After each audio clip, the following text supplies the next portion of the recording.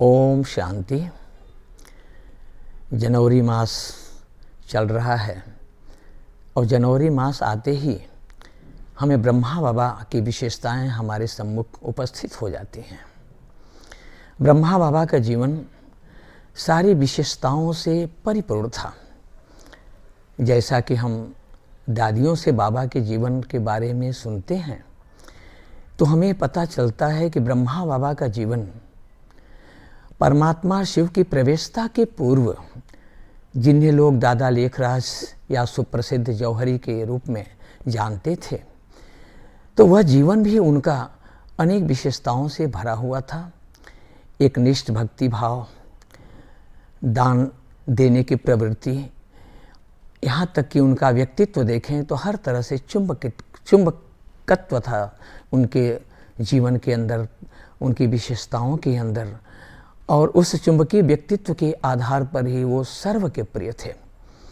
लेकिन शिव बाबा की प्रवेशता के पश्चात यह देखा गया कि उन विशेषताओं में जो मुखरता आई, प्रखरता आई, जिसके कारण से ब्रह्मा बाबा और ही सर्व के प्रिय बन गए। और उन्हीं विशेषताओं में से हम आज एक विशेषता का उल्लेख करना चाहेंगे। वह विशेषता है झाटकू बलि, एक झटके में बलिहार चले जाना।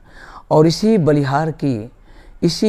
बलि की प्रथा भक्ति मार्ग में भी दी गई है कि जहाँ, जैसा कि सुनने में आता है कि देवी तभी प्रसन्न होती है जो बलि एक झटके में दी जाए, उसे ही वो स्वीकार करती है। तो ब्रह्मा बाबा ने कर दिखाया कि जैसे ही उन्हें पता चला कि परम पिता परमात्मा शिव उनके द्वारा विश्व परिवर्तन का कार्य कराने जा रहे हैं और उन्होंने आत्मा का परिचय दिया, तो देह भान का उन्होंने एक झटके से त्याग कर दिया। यहाँ तक कि उन्होंने यह भी नहीं सोचा कि कल समाज क्या कहेगा, उन्हें क्या क्या लोगों की बातें सुनने को मिलेगी। बिना परवाह किए परमात्मा के आदेश से उन्होंने सब कुछ, अपनी चल और अचल संपत्ति 11 कन्याओं का ट्रस्ट बनाकर, ओम मंडली में आई हुई कन्याओं का ही ट्रस्ट बनाकर सब कुछ उन्हें समर्पित कर दिया और कुछ भी अपने पास नहीं रखा, सब कुछ प्रभु के हवाले कर दिया। इतना बड़ा त्याग अगर देखा जाए तो संसार में कहीं भी नहीं मिलता है। अनेक महापुरुष जन्म लिए हैं और उन्होंने अपनी विशेषताओं के आधार पर समाज को प्रेरणा दी है, लेकिन ऐसा उदाहरण इतिहास में कहीं भी नहीं है जिसमें इस तरह का त्याग दिखाया गया हो या किसी ने किया हुआ हो। ब्रह्मा बाबा का जीवन अगर देखें और गहराई से अध्ययन करें तो एक तरह से प्रेरणा का स्रोत है। उन्होंने स्वयं किसी कार्य को सबसे पहले कर करके और हमें यानी ब्रह्मावश्यों को प्रेरणा दी है। उन्हीं से प्रेरणा लेकर हमारी जो दादियाँ हैं, जिन्होंने अपने जीवन को श्रेष्ठ बनाया है, बाप समान बनाया है, उनका भी जीवन उसी आधार पर बना है, ब्रह्मा बाबा की विशेषताओं को देख करके। तो स्वयं तो संपूर्ण बने ही, लेकिन दादियों को यानी ब्रह्मावश्यों को भी आप समान बनाने की जो उन्होंने प्रेरणा दी, एक झटके से बलि जाने की जो प्रेरणा दी, वह प्रेरणा आज हमें भी बाबा से मिलती है। और यह अव्यक्त मास हमें उन्हीं विशेषताओं को याद दिलाता है।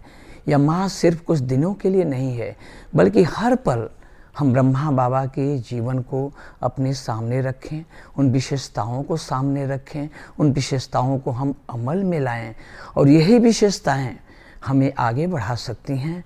अव्यक्त मास बाबा का स्मृति दिवस हम तभी सार्थक सिद्ध कर सकते हैं, सार्थक बना सकते हैं, जब बाबा की विशेषताओं को अपने जीवन में हम धारण करें और उनके ब्रह्मा बाबा के नक्शे कदम चलकर हम अपने जीवन को इतना आगे ले जाएं कि बाप समान जो हमारा श्रेष्ठ लक्ष्य है, उस लक्ष्य को हासिल कर सकें।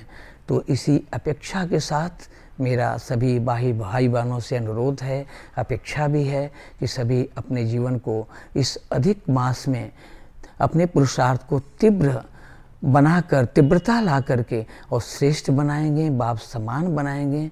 पुनः मैं इसी अपेक्षा के साथ नए वर्ष की शुभकामना देता हूँ। ओम शांति।